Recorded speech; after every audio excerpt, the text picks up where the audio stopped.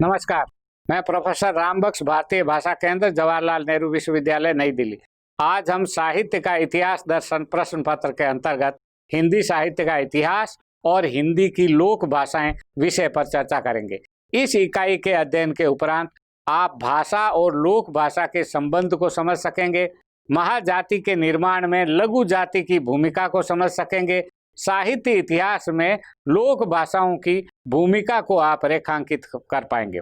भाषा, साहित्य और समाज का बहुत गहरा रिश्ता है जिसकी हम लोग चर्चा करते रहते हैं। समाज के अस्तित्व के लिए व्यक्तियों का परस्पर संबंध जरूरी होता है, और जब व्यक्तियों का परस्पर संबंध होएगा तो संबंध किस तरह किस माध्यम से होएगा, उस संबंध का माध्यम होता है भाषा। और इसलिए भाषा का होना समाज के होने के लिए जरूरी है। सबसे पहली शर्त है भाषा, उसके बिना समाज हो ही नहीं सकता। उतना ही किसी भाषा के लिए भी उसका समाज होना जरूरी है, बिना समाज के कोई भाषा का अस्तित्व नहीं होता। इसी तरह साहित्य का अस्तित्व भी भाषा पर निर्भर करता है, और भाषा का अस्तित्व तो समाज पर निर्भर करता है, लेकिन उसका जो स्थायित्व है वो साहित्य पर निर्भर करता है। अगर साहित्य किसी भाषा में नहीं लिखा गया है तो थोड़े दिनों बाद में भाषा लुप्त हो जाती है। उसमें लिखे जा रहे साहित्य पर निर्भर है। साहित्य के अभाव में भाषा की व्यापकता और स्वीकार्यता कम होती जाती है, क्योंकि भाषा किसी दिन बदल जाती है, और जब बदल जाती है तो उसका अस्तित्व ही लोप हो जाता है। हमको पता ही नहीं चलता कि किस समय में ये कैसे लिखी जाती थी। लेकिन अगर कोई साहित्यिक कृति उसकी लिखी हुई है तो हम उस तरह से उसको पहचान सकते हैं कि ये इस भाषा में लिखा गया, तो इस शताब्दी में भाषा का ये रूप था। इसलिए साहित्य के इतिहास के भीतर भाषा का इतिहास भी छुपा हुआ। समाज में भाषा के विविध रूपों का प्रयोग एक साथ होता। हम एक ही भाषा का प्रयोग नहीं करते। एक शिष्य समुदाय की भाषा है, एक भाषा में हम जो है वो सरकारी काम का, व्यवहारिक जीवन का, बाजार का काम करते हैं, और एक हम लेखन का काम करते हैं। कुछ उसकी बोलियां और उपभाषाएं भी होती है। लोक भाषाओं का व्यवहार भी समानांतर होता रहता है, और जो मुख्य भाषा होती है उस भाषा कई बार बदलती रहती है, और बदलने का जो क्रम है सबसे पहले उपभाषाओं में और बोलने में काम आता है। और जितने भी हमारे औपचारिक काम होते हैं उन औपचारिक कामों की भाषा तो एक होती, लेकिन जो घरेलू भाषा है, स्थानीय व्यवहार की भाषा है, वो लोक भाषा होती। और इसलिए भाषा और लोक भाषा की जो कड़ी है वो कई बार साहित्य बनता है। कहना चाहिए कि भाषा के निर्माण का अन्यतम साधन साहित्य है।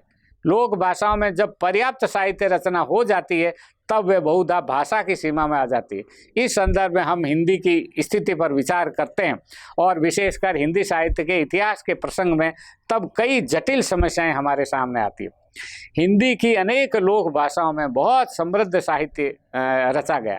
ऐसी स्थिति में ये सवाल उठता है, क्या हिंदी की विभिन्न लोक भाषाओं का साहित्य भी हिंदी साहित्य के इतिहास में शामिल होगा या नहीं होगा?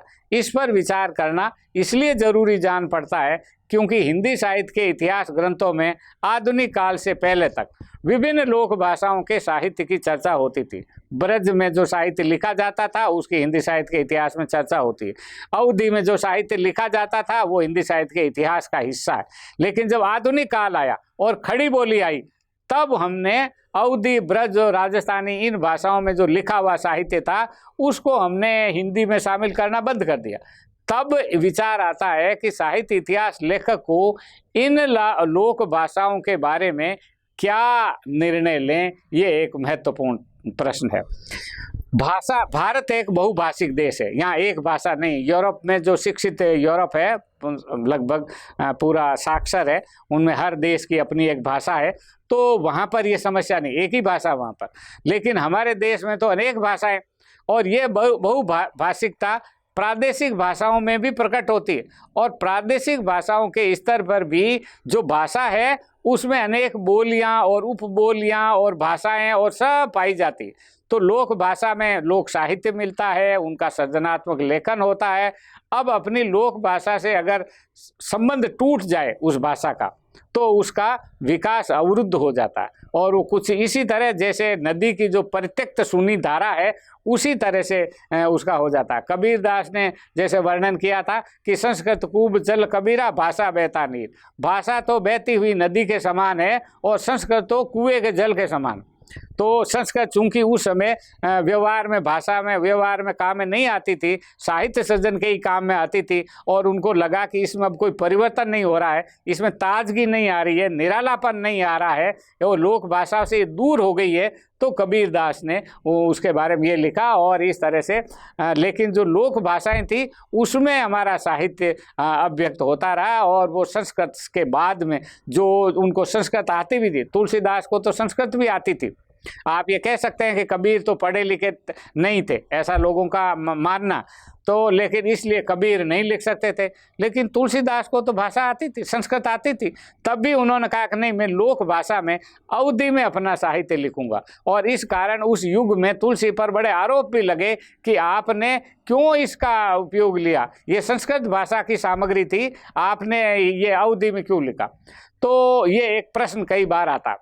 भाषा का जो क्षेत्र होता है व्यापक होता है, और लोक भाषा थोड़ी जगह के लिए सीमित होते हैं। इसका अर्थ ये हुआ कि भाषा का व्यवहार अधिक दूर तक होता है, और लोक भाषा का जो भूगोल है वो सीमित होता है। एक जगह पर ही बोलने वाले लोग रहते हैं और वो आपस में समझ लेते हैं, लेकिन पूरी भाषा को उसमें बोधगम्यता बनी रहती है लोक भाषाओं के बीच में भी। तो विभिन्न लोक भाषाओं के बीच में भी एक संपर्क भाषा के रूप में साहित्यिक भाषा रहती है। आचार्य रामचंद्र शुक्ल के अनुसार किसी भाषा का समझा जाना अधिकतर उसकी शब्दावली पर अवलंबित होता है। इसका अर्थ ये हुआ कि खड़ी बोली, ब्रज, अवधी, भोजपुरी, इनमें किसी भी एक बोली में या उनके मिश्रित रूप में जब कबीर लिखते हैं तब वे हिंदी के ही कवि कहलाते हैं, क्योंकि इन सब का आपसी संबंध सामान्य शब्द भंडार रखने वाली बोलियों का, स्वतंत्र भाषाओं का नहीं। इसलिए कबीर, सूर, तुलसी, मीरा आदि की रचनाएं किसी एक जनपद में ही लोकप्रिय नहीं है, वे हिंदी प्रदेश के सभी जनपदों में लोकप्रिय। शब्द भंडार के साथ बहुत कुछ व्याकरणिक गठन है, उस व्याकरण गठन की तरफ से भी लोक भाषाओं के बीच में कुछ समानता है। भाषा वैज्ञानिक देवेंद्र नाथ शर्मा ने अपने एक निबंध में हिंदी की विभिन्न लोक भाषाओं के बीच की इस बोधगम्यता की चर्चा करते हुए लिखा, बोलियों का भेद रहते हुए भी हिंदी क्षेत्र की बोधगम्यता का सबसे बड़ा प्रमाण है तुलसी और सूर का साहित्य। जब शिक्षा केवल अभिजात वर्ग तक सीमित थी और देश की सामान्य जनता निरक्षर थी, तब भी तुलसी और सूर का साहित्य उस संपूर्ण भूभाग में पढ़ा और समझा जाता था जिसे हिंदी क्षेत्र कहते हैं। घर पर भोजपुरी, मगही, अवधी, बघेली, कोई भी बोली क्यों न बोलते रहे हों, सूर की ब्रज भाषा समझने में उसे कठिनाई नहीं थी। इसी तरह ब्रज भाषा, बुंदेली, मैथिली, मगही बोलने वाले को रामचरितमानस पढ़ने में उलझन नहीं हुई। इसका एक प्रमाण ये भी है कि बंगला आदि विभिन्न भाषाओं में राम कथा को लेकर कुछ पृथक काव्य लिखे गए, किंतु हिंदी क्षेत्र में रामचरितमानस को छोड़कर किसी दूसरे राम कथा परक काव्य ग्रंथ की आवश्यकता महसूस नहीं हुई, क्योंकि उसी से सबकी तृप्ति हो जाती थी। इसीलिए मैंने भोजपुरी भाषी क्षेत्र में देखा है कि देहात की अपढ़ जनता ये मानने को तैयार ही नहीं है कि रामचरितमानस भोजपुरी से भिन्न किसी भाषा में लिखा गया। ये देवेंद्र नाथ शर्मा की राय है, जो उन्होंने तुलसीदास की व्यापकता और लोक बोलियों के बीच में उनके प्रभाव को संबंध रख करते हुए। तो एक तरह से उनका कहना यह है कि इन रचनाकारों ने जो रचनाएं की मध्यकाल में, भक्ति काल में, वो सारे हिंदी क्षेत्र में मान्य थी। साहित्य का इतिहास अन्य इतिहासों से कुछ अर्थ में विशिष्ट होता है कि इसमें शास्त्र और लोक के द्वंद्व से ही हम साहित्य के इतिहास को देखते हैं। राजनीति का इतिहास देखने के लिए दूसरे प्रकार के आर्थिक सामाजिक द्वंद्व पर विचार करना होता है, लेकिन संस्कृति और साहित्य के भीतर जो प्रमुख द्वंद्व है वह शास्त्र और लोक का द्वंद्व। शास्त्र में एक बात लिखी हुई है, लोक में उसका दूसरा अर्थ हो जाता है। यह जानकारी हजारी प्रसाद द्विवेदी ने जोर देके कहा, हिंदी साहित्य का इतिहास केवल संयोग और सौभाग्यवश प्राप्त हुई पुस्तकों के आधार पर नहीं लिखा जा सकता। हिंदी का साहित्य संपूर्णतः लोक भाषा का साहित्य है, उसके लिए संयोग से मिली पुस्तकें ही पर्याप्त नहीं है। पुस्तकों में लिखी बातों से हम समाज की किसी विशेष चिंताधारा का परिचय पा सकते हैं, पर उस विशेष चिंताधारा के विकास में जिन पार्श्ववर्ती विचारों और आचारों ने प्रभाव डाला था वे बहुत संभव है पुस्तक रूप में कभी लिपिबद्ध नहीं हुए हों, और यदि लिपिबद्ध हुए भी तो संभवतः हमें प्राप्त न हो सके हों। इसलिए लोक भाषाओं में जो रचा हुआ साहित्य है वह साहित्य के इतिहास में लेखन में कम महत्वपूर्ण नहीं, हजारी प्रसाद द्विवेदी के अनुसार साहित्य का इतिहास पुस्तकों, उनके लेखकों, कवियों के उद्भव और विकास की कहानी कहते हुए वस्तुतः अनादिकाल प्रवाह में निरंतर प्रवाहमान जीवित मानव समाज की ही विकास कथा है, जो प्राण धारा नाना अनुकूल प्रतिकूल अवस्था से बहती हुई हमारे भीतर प्रवाहित हो रही है। उसको समझने के लिए ही हमें साहित्य का इतिहास पढ़ते हैं। द्विवेदी जी ने लिखा है कि हिंदी साहित्य के ग्रंथों का अध्ययन अनेक लुप्त और सुप्त मानव चिंता प्रभावों का परिचय दे सकता है। केवल पुस्तकों की तिथि तारीख तक की साहित्य का इतिहास सीमाबद्ध नहीं किया जा सकता। मनुष्य समाज बड़ी जटिल वस्तु है, बहुत मुश्किल से समझ में आता है। वो क्या करता है, कैसे करता है, पता नहीं चलता। साहित्य का अध्ययन उसकी अनेक गुत्थियां सुलझा सकता है, परंतु इनमें सबसे अधिक आवश्यकता है विभिन्न जातियों, संप्रदायों और साधारण जनता में प्रचलित दंत कथाएं। इनमें हम साहित्य के अनेक भूले हुए घटना प्रसंगों का परिचय नहीं पाएंगे, मध्य युग के इतिहास को समझने का साधन भी पा सकेंगे। झारखंड और उड़ीसा तथा पूर्वी मध्य प्रांत की अनेक लोक प्रचलित कथाएं उन अनेक गुत्थियों को सुलझा सकती हैं जो कबीर पंथ की बहुत गूढ़ और दुरूह बातें समझी जाती। इस ओर बहुत अधिक ध्यान देने की आवश्यकता है। विभिन्न आंकड़ों और नृतत्व शास्त्रीय पुस्तकों में इतस्ततो विक्षिप्त बातों का संग्रह भी बहुत अच्छा नहीं हुआ। ये सभी बातें हमारे साहित्य को समझने में सहायक है। इनके बिना हमारा साहित्यिक इतिहास अधूरा ही रहेगा।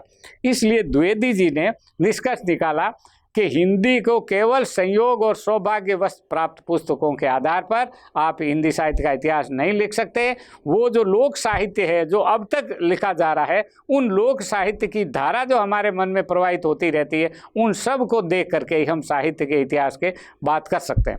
साहित्य का इतिहास समय के साथ साथ साहित्य में हो रहे बदलावों पर विचार करता है। जिस तरह भाषा का अनूठापन लोक भाषाओं के संपर्क से विकसित होता है, उसी प्रकार साहित्य का नया पन लोक भाषाओं के साहित्य के संपर्क का परिणाम है। इसी कारण वे साहित्य का इतिहास लिखते हुए साहित्यिक भाषा के साथ साथ लोक भाषाओं के साहित्य को भी दृष्टिपथ में रखना आवश्यक होता है। यदि आप उनको सामने नहीं रखेंगे तो हमें साहित्य को समझने में दिक्कत होती।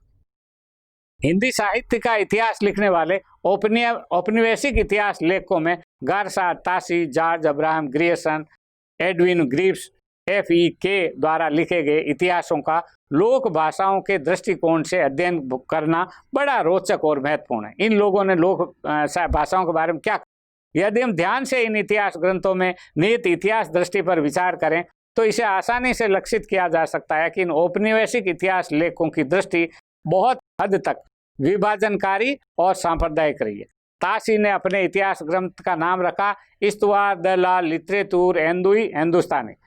तासी ने घोषित तौर पर इस ग्रंथ में हिंदुई एवं हिंदुस्तानी नाम की दो अलग अलग भाषाओं के साहित्य का विवरण दिया। हिंदुई से उनका तात्पर्य हिंदुस्तानी से था, जो मोटे तौर पर उर्दू से पहले साहित्य में प्रयुक्त होने वाली हिंदी प्रदेश की विभिन्न लोक भाषाओं से है। तासी के ग्रंथ का ये भाग बहुत कुछ परिशिष्ट की तरह, उनका मुख्य जोर हिंदुस्तानी के साहित्य पर है। तासी के अनुसार अब ये हिंदुई साहित्यिक दृष्टि से लगभग लिखी ही नहीं जाती और जो हर एक गांव में वस्तुतः प्रदेश के लोगों की तरह बदल जाती। ये गरसा तासी फ्रांस में बैठ करके इतिहास की ये बातें लिख रहे थे।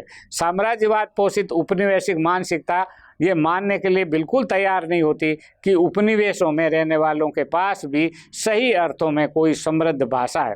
इसलिए वो मानते हैं कि उनकी भाषा तो दोयम दर्जे की है, उनका ज्ञान भी दोयम दर्जे का। इसलिए उन्होंने इतिहास लेखकों ने कहा कि ये तो वर्नाकुलर है, ये भाषा नहीं है, ये गुलामों की भाषा है या कहें बोली है। आज हम इस शब्द से जनपदीय बोली का अर्थ लेते हैं।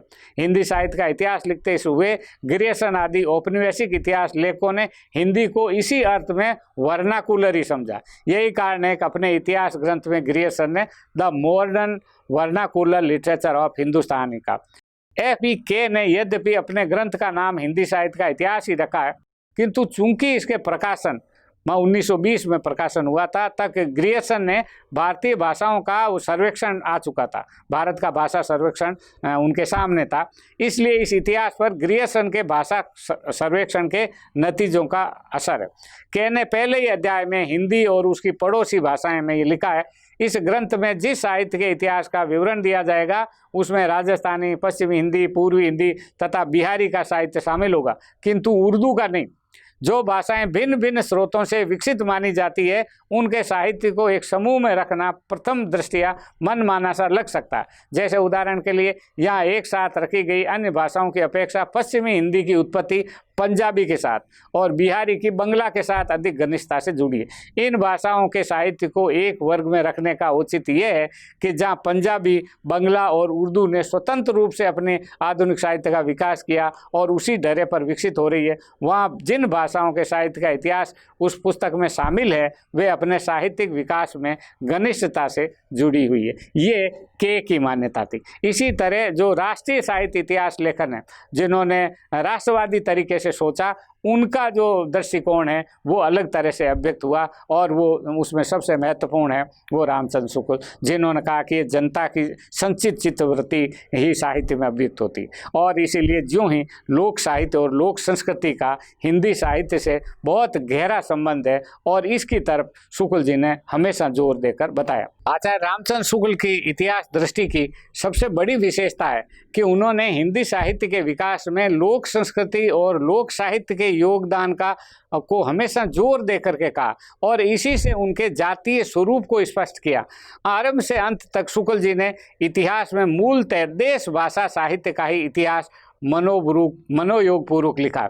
देश भाषा का से उनका आशय लोक भाषा से ही। शुक्ल जी ने लिखा, विद्यापति ने अपभ्रंश से भिन्न प्रचलित बोलचाल की भाषा को देसी भाषा कहा है, अतः हम भी इसी अर्थ में इस शब्द का प्रयोग कई कई आवश्यकता अनुसार करेंगे। अपने ग्रंथ उन्होंने लिखा। अनेक स्थानों पर उनका ये लोक भाषा से प्रेम प्रकट हुआ। इतिहास में जहाँ कहीं शुक्ल जी ने काव्य भाषा में कोई बड़ा रचनात्मक विकास लक्षित किया है, वहीं उसके मूल में उन्होंने लोक भाषा की शक्ति को पहचाना। विद्यापति जब कहते हैं देसिल बहना सब जन मिठा, तो ये लोक भाषा की शक्ति। शुक्ल जी ने विद्यापति द्वारा जो पुरानी अपभ्रंश भाषा के साथ बोलचाल की देसी भाषा के प्रयोग को विशेष उल्लेखनीय समझा कि उनकी भाषा में अपभ्रंश के साथ साथ ये लोक भाषा भी है।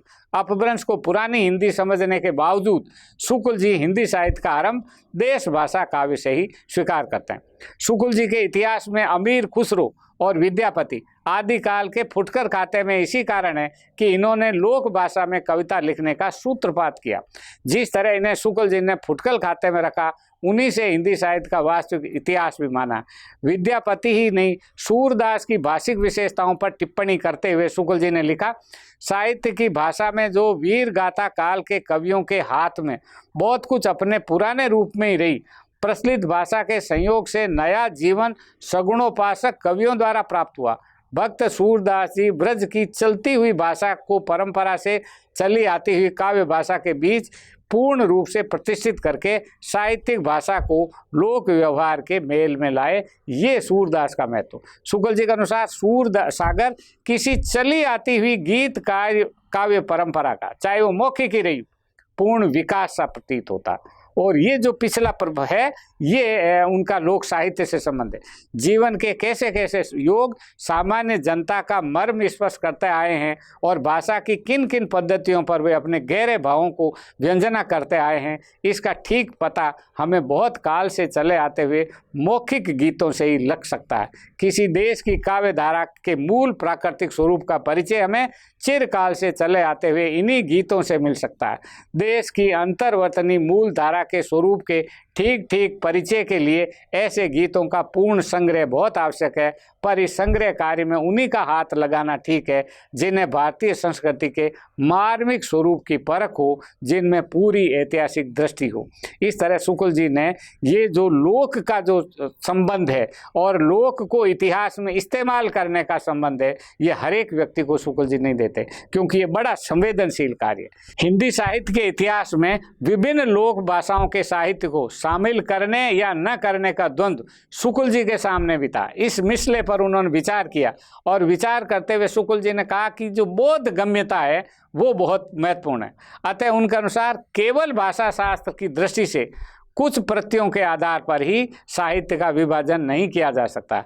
कोई भाषा कितनी दूर तक समझी जाती है, इसका विचार भी तो आवश्यक होता है। किसी भाषा का समझा जाना अधिकतर उसकी शब्दावली पर अवलंबित होता है। यदि ऐसा न होता तो उर्दू और हिंदी का एक ही साहित्य माना जाता। शुक्ल जी ने आगे फिर लिखा कि खड़ी बोली, बांगड़ू, ब्रज, राजस्थानी, कन्नौजी, बेसवारी, अवधी इत्यादि के रूपों और प्रतियों का इतना भेद होते हुए भी सब हिंदी के अंतर्गत मानी जाती है। इनके बोलने वाले एक दूसरे की बोली समझते हैं। बनारस, गाजीपुर, गोरखपुर, बलिया आदि जिलों में आयल, आइल, गैल, गईल, हमरा, तोरा आदि बोले जाने पर भी वहाँ की भाषा हिंदी के सिवाय दूसरी नहीं कही जाती। कारण है शब्दावली की एकता। अतः जिस प्रकार हिंदी साहित्य बीसल देव रासों पर अपने अधिकार रखता है, उसी प्रकार विद्यापति की पदावली पर। ये शुक्ल जी का मानना है कि ये जो लोक साहित्य, ये लोक भाषाओं का जो साहित्य है, जो शब्दावली की एकता के कारण वो हिंदी का ही है। हजारी प्रसाद द्विवेदी ने हिंदी साहित्य का उद्भव और विकास नामक पुस्तक लिखी और उसके आरंभ में उन्होंने लिखा कि हिंदी भारतवर्ष के एक विशाल प्रदेश की साहित्य भाषा, राजस्थान और पंजाब राज्य की पश्चिमी सीमा से लेकर बिहार के पूर्वी सीमांत तक तथा उत्तर प्रदेश के उत्तरी सीमांत से लेकर मध्य प्रदेश के मध्य तक के अनेक राज्यों की साहित्यिक भाषा को हम हिंदी कहते आए हैं। इस प्रदेश में अनेक स्थानीय बोलियां प्रचलित है। सबका भाषा शास्त्रीय ढांचा एक जैसा ही नहीं है। साहित्य में भी किसी एक ही बोली के ढांचे का सदा व्यवहार नहीं होता था। फिर भी हिंदी साहित्य की चर्चा करने वाले सभी देशी विदेशी विद्वान इस विस्तृत प्रदेश के साहित्यिक प्रयत्नों के लिए व्यवहृत भाषा या भाषाओं को हिंदी कहते आए हैं। द्विवेदी जी के कथन से जाहिर है कि हिंदी क्षेत्र की विभिन्न लोक भाषाओं में लिखा गया साहित्य सम्मिलित रूप से हिंदी साहित्य है और द्विवेदी जी के अनुसार विभिन्न क्षेत्र के साहित्य पर वहाँ की लोक भाषाओं के ढांचे का असर है। और जिस समय ब्रज भाषा हमारी साहित्य, ये तो चलो अब हम मान लेते हैं कि खड़ी बोली के समय में, जिस समय ब्रज भाषा साहित्यिक भाषा थी, उस समय ब्रज भाषा सिर्फ ब्रज प्रदेश में नहीं लिखी जाती थी। ब्रज का साहित्य पूरे हिंदी क्षेत्र में और कई बार हिंदी से बाहर पूरे अखिल भारतीय स्तर पर भी ब्रज भाषा में साहित्य लिखा जाता था और वो हिंदी का माना जाता था। शुक्ल जी की भांति द्विवेदी जी भी साहित्य का वास्तविक आरंभ लोक भाषाओं से ही मानते हैं। उनके अनुसार लोक भाषाओं में साहित्य के लिखे जाने से न केवल भाषिक धरातल पर बल्कि विषय वस्तु के धरातल में भी परिवर्तन संभव हो सका। उनके अनुसार पद्य की भाषा को अपभ्रंश की रूढ़ियों से जकड़ने का प्रयत्न शिथिल हुआ और बोलचाल की भाषा का सहज प्रसन्न प्रभाव, ध्यान दें शब्द पे, सहज प्रसन्न, यहाँ की भक्ति कविता से क्या भाव, क्या भाषा, क्या वक्तव्य वस्तु, सब ओर से नवीन प्राणों का स्पंदन दिखाई दिया। अब सच पूछा जाए तो यहीं से हिंदी भाषा के साहित्य का वास्तविक सूत्रपात हुआ।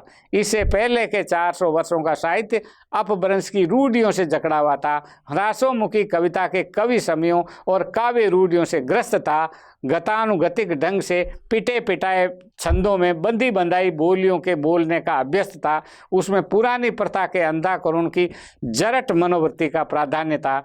यहाँ से उनमें नवीन आदर्शों के निर्माण का उल्लेस और नवीन आशाओं और आकांक्षाओं का रूप धारण करने का उत्साह प्रकट हुआ। ये लोक भाषाओं के महत्व को लेकर के हजारी प्रसाद द्विवेदी ने वर्णन किया और जो भक्ति काल का उदय है, इस भक्ति काल के उदय में उन्होंने लोक भाषाओं के इस महत्व को स्थापित किया। और यहाँ पर ये भी है कि हिंदी साहित्य का जो वास्तविक प्रारंभ है वो यहीं से शुरू हुआ और इसलिए लोक भाषाएं महत्वपूर्ण।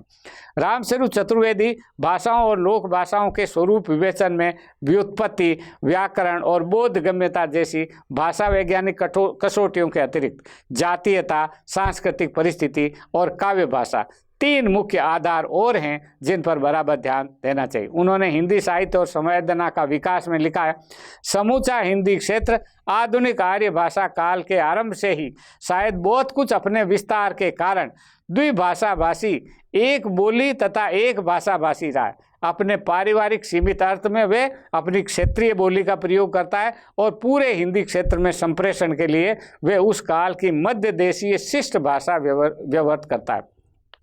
ये मध्य देशी शिष्ट भाषा आरंभ में खड़ी बोली ब्रज का मिला जुला रूप थी, फिर मध्यकाल में ब्रज भाषा का प्राधान्य हो गया, साथ में अवधि भी विवृत हुई और आधुनिक काल में ये शिष्ट काव्य भाषा खड़ी बोली के आधार पर विकसित हुई। इस प्रक्रिया में हिंदी क्षेत्र का रचनाकार जिस परिनिष्ठित भाषा का व्यवहार करता है वे एक और उसकी मातृभाषा सदस्य है और दूसरी ओर किसी सीमा तक अर्जित और सीखी हुई है। ये धारणा रामस्वरूप चतुर्वेदी ने लिखी। उन्होंने आगे लिखा कि भारतेंदु के बाद तो खड़ी बोली ही हिंदी क्षेत्र की व्यापक काव्य भाषा बनती है और इसमें रचना करने वाले हिंदी प्रदेश के विविध जनपदों और बोली क्षेत्र से संबंध है। भोजपुरी से जैसे प्रसाद, प्रेमचंद, रामचंद्र शुक्ल यानी आधुनिक काल के सबसे बड़े कवि, नाटककार, उपन्यासकार और आलोचक। अवधि में निराला, भगवत चरण वर्मा। बुंदेली से मैथिली शरण गुप्त, वृंदावन लाल वर्मा, राम कुमार वर्मा। हिमाचली से चंद्रधर शर्मा गुलेरी। पहाड़ी से सुमित्रा नंदन पंत, इलाचंद जोशी। ब्रज भाषा से महादेवी वर्मा। इन सभी आधार बोलियों का वैशिष्ट आधुनिक हिंदी काव्य भाषा में रचा गया। भाषा विज्ञान में जिन्हें बिहारी, पूर्वी हिंदी, पश्चिमी हिंदी, राजस्थानी और पहाड़ी कहा गया है वे इन बोली रूपों और जाति क्षेत्रों की सृजनात्मक निष्पत्ति है। इस प्रकार ये जो भाषिक व्यवस्था है हिंदी की, जिसका अर्थ है कि प्रयोग के लिए जहाँ ये बहु क्षेत्रीय भाषा है और वहाँ दूसरी तरफ इसमें विविध भाषा बोलियों का संयम है।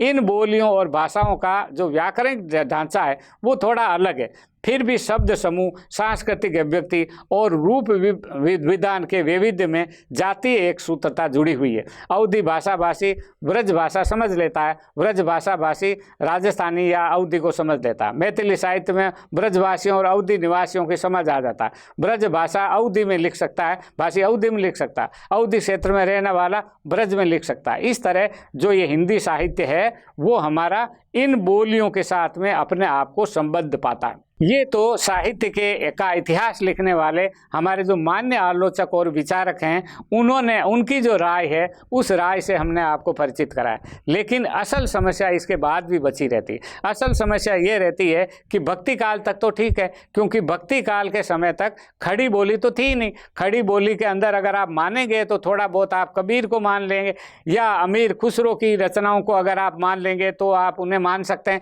बाकी जो है खड़ी बोली का साहित्य नहीं मिलता। साहित्य जो हमें मिलता है वो या तो ब्रज का मिलता है या अवधी का मिलता है। और जब हम हिंदी साहित्य का इतिहास लिखते हैं तो हम इनको हिंदी मान करके लिखते हैं, और हिंदी मानकर इसलिए लिखते हैं और उनके जो तर्क है हमारे इन हिंदी साहित्य के इतिहासकारों ने बहुत अच्छी तरह से बता दिया कि किस तरह हमारी शब्दावली एक है, सब ठीक है। जो एकता स्वाद आज़ादी से पहले थी या आधुनिक काल से पहले थी, मध्य काल में ये एकता थी। लेकिन जब हम हिंदी साहित्य का आधुनिक काल लिखते हैं, आधुनिक काल का जब विवेचन करते हैं तो उसमें सिर्फ खड़ी बोली ही आती है। उसमें ब्रज भाषा का कोई कवि शामिल नहीं होता। ब्रज भाषा के सिर्फ वो कवि शामिल होते हैं जो छायावाद तक पुरानी परंपरा के लिखने वाले, जैसे भारतेंदु जो है वो गद्य खड़ी बोली में लिखते थे और कविता उन्होंने ब्रज भाषा में लिखी। इसी तरह जगन्नाथ दास रत्नाकर ने जो है उद्धव शतक लिखा छायावाद के समय में, तो वो उन्होंने ब्रज भाषा में लिखा तो उसको मान लिया गया। लेकिन इसके बाद धीरे धीरे ये हो गया कि ब्रज भाषा में जो लिखा हुआ साहित्य है वो मूल हिंदी साहित्य का अंग नहीं। इसी तरह अवधी में भी अब भी लिखे होंगे। तुलसीदास के ज़माने में जब अवधी लिखी जाती थी, मध्यकाल में जब अवधी लिखी जाती थी, तो आधुनिक काल में अवधी नहीं है क्या? और क्या राजस्थानी में अब नहीं लिखा जाता? और चूंकि इस आधुनिक काल में इन बोलियों के साहित्य को हिंदी साहित्य के भीतर नहीं माना जाता, इसलिए इन बोलियों के भीतर से एक विवाद उठता है, एक हिंदी विरोधी वातावरण भी उठता है, जो ये कहते हैं कि हमारी भाषा अलग है, भोजपुरी को अलग मान्यता मिलनी चाहिए, राजस्थानी को अलग मान्यता मिलनी चाहिए, ब्रज को अलग मान्यता मिलनी चाहिए। अब सब भाषाओं को अगर ये हिंदी की इन बोलियों को अलग अगर आप मान्यता देंगे तो हिंदी साहित्य कौन सा हुआ? तो कुछ लोगों का ये विचार है और लिखा भी है, शिवदान सिंह चौहान की किताब ही है कि हिंदी साहित्य का 80 वर्ष। हिंदी साहित्य तो मुख्यतः जिसे आज हम हिंदी साहित्य कहते हैं वो तो आधुनिक काल से शुरू हुआ, और आधुनिक काल में तो अभी इतने ही वर्ष हुए। तो हमारी जो हजारों वर्षों की जो परंपरा है, जो लोक साहित्य की परंपरा है, जो इन लोक बोलियों में लिखे हुए साहित्य की परंपरा है, इसे हम हिंदी साहित्य में शामिल नहीं कर सकते। और यदि आप करते हैं तो उनका कहना यह है कि जो इस समय लिखा जा रहा है उस साहित्य को हमें हिंदी साहित्य के अंग के रूप में भी मानना चाहिए। अब इसमें एक दूसरी दिक्कत ये आती है कि हिंदी साहित्य का जो स्तर है, जो समझ है, जो वैचारिक सामाजिक धार्मिक बातें इसके अंदर आई है, जो गरिष्ठता है, जो कलात्मकता विकसित हुई है, वो कलात्मकता शायद इन बोली के लेखकों में नहीं उस स्तर पर आ पाती और इसलिए वो स्थानीय स्तर पर विकसित होकर रह जाते हैं और उनका अखिल भारतीय पहचान नहीं होती। चूंकि हिंदी साहित्य के इतिहास में इनके रचनाकारों का उल्लेख नहीं होता, कि कई कारणों से नहीं होता, और लगभग इसमें जो हिंदी के आलोचक विचारक चिंतक हैं इनमें सर्वानुमति सी है, अलिखित सी सर्वानुमति है कि इन बोलियों के साहित्य को अब हम शुद्ध साहित्य के अंदर हिंदी साहित्य के इतिहास में शामिल नहीं करेंगे। और तब वो कहते हैं कि हमारा जो साहित्य का इतिहास है वो ब्रज का इतिहास, तो ब्रज साहित्य पुराना आएगा और वो इतिहास आगे तक आएगा। इसी तरह अवधी का जो विकास है वो अवधी का पुराना सूफियों से लगा करके और उसे भी उसके बाद में जो तुलसीदास का साहित्य है और उसके बाद का जो साहित्य हमारा लिखा गया है हम उसका इतिहास लिखेंगे, वो हमारा सिर्फ अवधी का इतिहास है, वो हिंदी का इतिहास नहीं। तो ये एक तरह की समस्या है जिस समस्या पे अभी जो हिंदी साहित्य के जो इतिहास चिंतक हैं वो इस पर विचार करते हैं। और इसमें एक दिक्कत और भी है कि जिस भाषा भाषी भूगोल में हिंदी साहित्य रचा जा रहा उसी भाषा भाषी क्षेत्र में उर्दू भी लिखी जा रही, उर्दू के साहित्यकार भी, और उर्दू और हिंदी की व्याकरणिक विशेषताएं, उसमें बहुत सारी समानताएं भी है, उसमें बहुत सारी परंपराएं भी एक दूसरे को मिलती है, लेकिन लिपि की भिन्नता के कारण हिंदी साहित्य के अंदर उर्दू साहित्य को स्थान नहीं मिलता, उर्दू साहित्य के अंदर हिंदी साहित्य को स्थान नहीं मिलता। इनका जो इतिहास लिखा जाता है वो अलग लिखा जाता है। हालांकि भाषा का संबंध भूगोल से जो मानने वाले विचारक हैं वो कहते हैं जैसे पंजाबी है तो पंजाबी का एक भूगोल है, भाई यहाँ पर पंजाबी बोली जाती है, ये क्षेत्र है। इसी तरह सिंधी की बड़ी चिंता है, सिंधी भाषा भाषियों की बड़ी परेशानी है कि सिंधी का कोई भूगोल नहीं। कुछ लोग हैं जो सिंधी भाषा बोलते हैं, जो सिंध से पाकिस्तान से या हिंदुस्तान में आ गए, उनके बीच में व्यवहार होता है, लेकिन अब उनका क्षेत्र नहीं है तो उस भाषा को बचाना बड़ी भारी समस्या होगी। तो जब तक आपका क्षेत्र नहीं होता, जब क्षेत्र एक है तब भाषा एक है, तब संस्कृति की परंपरा एक है, तब साहित्य के इतिहास में आप उसका स्थान दे सकते हो। लेकिन उर्दू और हिंदी का क्या करेंगे, जो भूगोल एक है, परंपराएं एक है, भाषा अलग अलग है, तो इनके बीच के तो ये बड़ी ही अजब तरह की समस्या है जो हिंदी साहित्य के इतिहास लेखन में है, जो अन्य किसी संसार की भाषाओं में कहीं ये समस्या नहीं आती कि बोलियों के साहित्य को कैसे शामिल किया जाए, उर्दू के साहित्य को कैसे शामिल किया जाए, और इसी तरह संस्कृत साहित्य अगर लिखा जा रहा है तो उसको आप किस तरह से शामिल किया जाए। और विशेष रूप से बोलियों का जो संबंध है, जो बोलियां भाषा के स्तर पर लगातार विकसित होती जा रही है, वो एक तरह से हिंदी के विरुद्ध संघर्ष करके अपने अस्तित्व को बनाए और बचाए रखने की कोशिश कर रही है। और उनमें वो ये कहते हैं कि हमारा जो साहित्य है वो साहित्य इतना कमजोर नहीं है कि आप आदि इत्यादि में ही हमारे लेखकों का उल्लेख नहीं करें। आप कहीं न कहीं एक खांचा, एक जगह तो आपको बनानी ही चाहिए कि आधुनिक हिंदी साहित्य का जब इतिहास लिखें तो ब्रज, अवधी, खड़ी बोली, राजस्थानी, इन भाषाओं में या इन बोलियों में जो साहित्य लिखा जा रहा है और जो लोक साहित्य इकट्ठा हुआ, कम से कम उसी को इकट्ठा कर दे। तो उसकी चिंता, क्योंकि खड़ी बोली में सब चीजें होने के बावजूद खड़ी बोली में लोक साहित्य नहीं, क्योंकि लोक साहित्य तो ब्रज, अवधी और इन्हीं भाषाओं के अंदर, इन बोलियों के अंदर पाया जाता है। तो अगर आपको लोक साहित्य से जीवंत संपर्क रखना है हिंदी को, तो आपको इन बोलियों से गहन संपर्क की जरूरत होती है, क्योंकि ये जो हिंदी साहित्य है सिर्फ नगरीकरण का कृत्रिम साहित्य नहीं है, ये एक जीवंत भाषा का साहित्य है। और जीवंत भाषा बोलियों में व्यक्त होती है, खड़ी बोली में व्यक्त नहीं होती। ये तो एक तरह की हमारे व्यवहार की और औपचारिक कामकाज की भाषा है जिसके अंदर जीवन अपने पूरी तरह से अभिव्यक्त नहीं होता। इसलिए इस लोक साहित्य को, लोक भाषा को, लोक संस्कृति को इस मुख्य भाषा, मुख्य संस्कृति से कैसे जोड़ करके दिखा जाए, ये हिंदी साहित्य के इतिहास लेखन की बड़ी भारी समस्या है।